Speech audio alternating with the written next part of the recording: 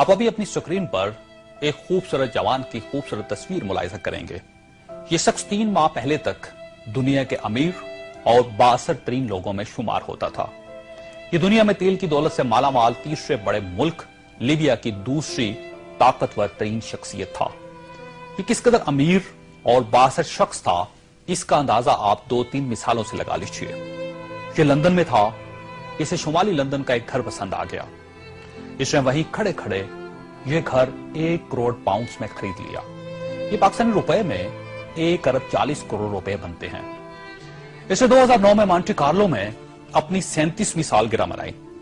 یہ دنیا کی مہنگی ترین سالگرہ تھی، جس میں روس کے ایلومینیم ٹائکون اولیگ ڈیریپاسکا، سونے کی کانوں کے مالک پیٹر منک اور مناکو کے شہزادے البرٹ سمیت دنیا بھر کی مشہور شخصیات نے شرکت کی۔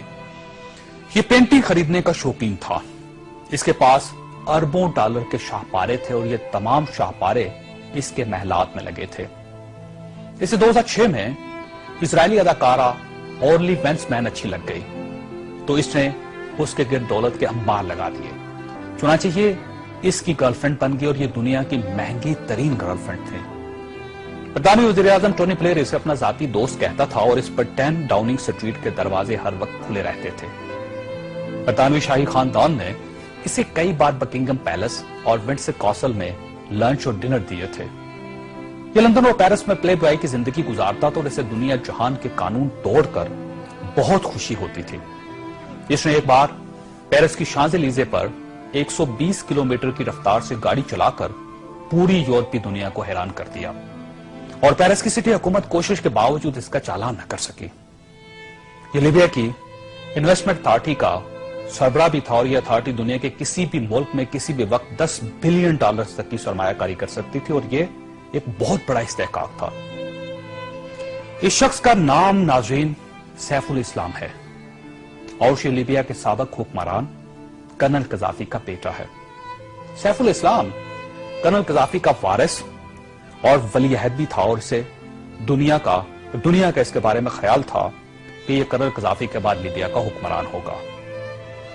یہ اس قدر بااثر تھا کہ کرنل قذافی کو نیوکلیر پروگرام ترک کرنے پر بھی اسی نے قائل کیا تھا۔ اس نے بلغاریہ کے اس میڈیکل گروپ کو چھڑوانے میں بھی بڑی مدد کی تھی جس پر بچوں کو ایڈز کے ٹیکے لگانے کا الزام تھا۔ بلر نائٹ کلب اور لاکھ روپی دھماکے کے متاثرین کو معاوضہ بھی اسی کے حکم سے جاری ہوا تھا۔ اب میں آپ کو اس کی تازہ ترین تصویریں دکھانا چاہتا ہوں۔ یہ سیف الاسلام 3 ماہ پہلے لیبیا کے چھوٹے سے قصبے اباری میں چھپ گیا۔ یہ 2 دن پہلے 19 نومبر کو قصبے کے ایک ایسے کمرے سے برآمد ہوا جس میں باتھ روم تک نہیں تھا اور یہ بدبودار پرانے کمبل میں لپٹا تھا۔ اس کی انگلیوں پر پلستر چڑھا ہوا تھا اور یہ پلستر بھی اس نے خود چڑھایا تھا کیونکہ اسے ڈاکٹر تک کی سہولت حاصل نہیں تھی۔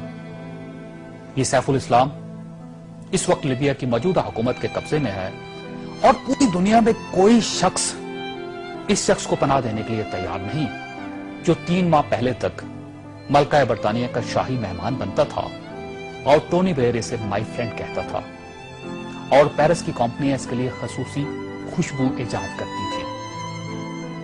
یہ ہے سوال اور یہ تصویر دنیا کے ان تمام حکمرانوں اور ان کے خاندانوں کے لیے عبرت کا سبق ہے جو اقتدار کو سب کچھ سمجھ لیتے ہیں اور جو اس زوم میں مبتلا ہو جاتے ہیں کہ ان کے اقتدار کا درخت ہمیشہ سبز رہے گا۔ یہ تصویر دنیا بھر کے حکمرانوں سے چیخ چیخ کر کہہ رہی ہے کہ جو حکمران عوام کا اعتماد کھو دیتے ہیں ان کا یہ انجام ہوتا ہے۔ انہیں بدبودار کمبل بھی پناہ نہیں دیتا۔